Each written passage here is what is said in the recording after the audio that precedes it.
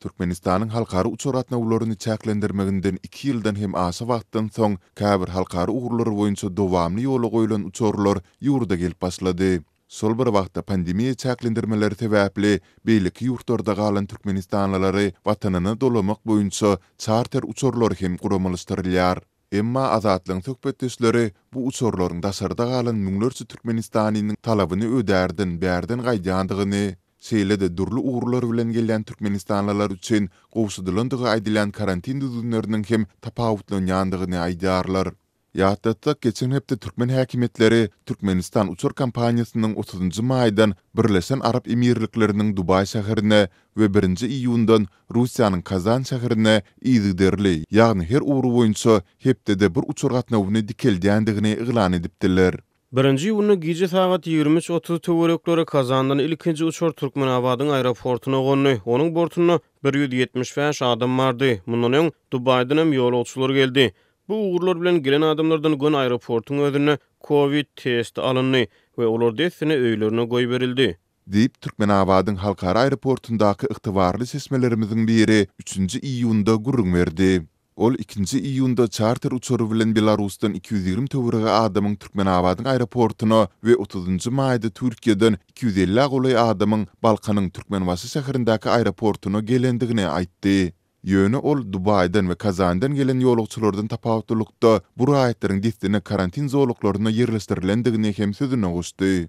Bellemeli ýeri mundan öň daşary ýurtlardan gelýän raýatlar üçin ozalky 3 hepde karantinde galmak düzgünleriniň gowşudylýandygy barada maglumatlar gowşupdy. Görnüşinden karantinde galmak düzgünüdüňe häkimetleriň Kazan we Dubay uğurlary boýunça ýola goýan uçurlar bilen gelýän ýolagçylary değişildi. Aeroportun öýünden alynan testler negatif netije görkezse, olar göni öýlerine uradylýar. Emma beýleki charter uçurlary bilen gelýänleriň test netijeleri negatif bolsa da olar hökmany 14 gün karantina ýerleşdirilýär.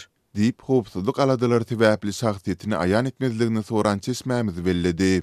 Bu bir-birinden tapawutlanýan düzgünleriň resmi derejede tasdiklanandygyny Garasy Türkmen News nesriniň çap eden Türkmenistanyň keselleriň ýaýramagyna garşy görüş boýunça adatdan daşar komissiýanyň ýaýradandygy aýdylýan dokumentinde hem nyktalyp geçilýär. Emma uçur gatnawyna görä karantin düzgünleriniň üýtgemeginiň sebäpleri aýdyňlaşdyrylmaýar. Pandemiýanyň başyndan bäri öz çağında koronawirusyň iki hadisatynyň hem hataby alınmandygyny öňe sürýän Türkmenistan virus sebäpli 2020-nji ýylyň martynda ähli halkara uçuşlary ýatyrypdy. Bundan soň müňlerçe türkmen raýaty watanyny dolanyp bilmän durly ýurtlarda agyr ýagdaýda galandygyny, türkmen wekilleriniň hem olara hemaýet etmeýändigini gurrun beripdiler.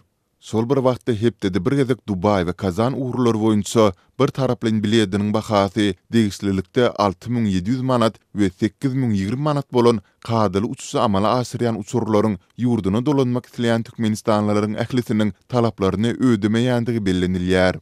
Bilet pulunu tapsaň da her bolýan ýurdundan Dubaýa ýa Kazany aşmagy başarsaň da uçura minip biljegiň gumany. Eýgiderli habarlaşyp dursak da türkmen wekilleri her gedegini bu uğurlar boýunça biletleriň satylyp gutorlanyny aýdýarlar. Diýip eýem 2 ýyldan gowrak wagt bäri Türkiýeden Türkmenistana dolanyp bilmän kötünýändigini aýdýan raýatlaryň biri gurrun berdi.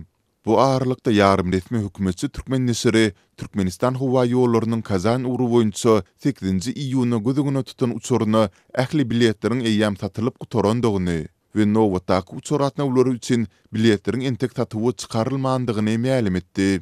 Sol bir wagtda türkmen häkimetleri ýurduna dolanyp bilmeýän türkmen raýatlarynyň has köpdigi aýdylýan Türkiýe uğuru boýunça sebäbini aýdyňlaşdyrmazdan kadaly uçur atnawlaryny ýola goýmaýar.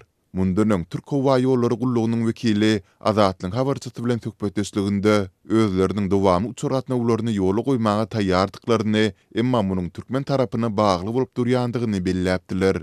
Türkmenistana käwagt barýan charter uçurlary minmek üçin düzülýän resmi tanawlary goşulmagy ise käbirler üçin aýlara, beýlikler üçin 1 ýyldan hem köp wagt çekýär. Azatlyk bilen söhbetdeş bolan türkmenistanlylar bu uçurlardan peýdalanyp bilmek üçin daşary ýurtlardaky türkmen resmiýetleriniň 1000-den 3000 dollar aralygynda para soraýandyklaryny hem gurrun berýärler.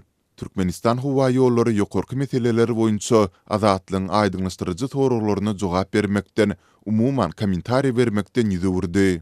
öz çağında koronavirusun ýokdugyny öňe sürýän Türkmenistandan syzyp çykýan ygtybarly habarlarda bu ýokunja ýoluganlaryň, ondan ölenleriň hem köpdigi bellenilýär. Sol bir wagtda bütün dünýä saglyk guramasy türkmen emeldarlarynyň maglumatlaryny has ygtybarly hasaplap, ýurdun saglyk işgärleriniň keselçilik döwründäki tagallalaryna ýokary baha berdi.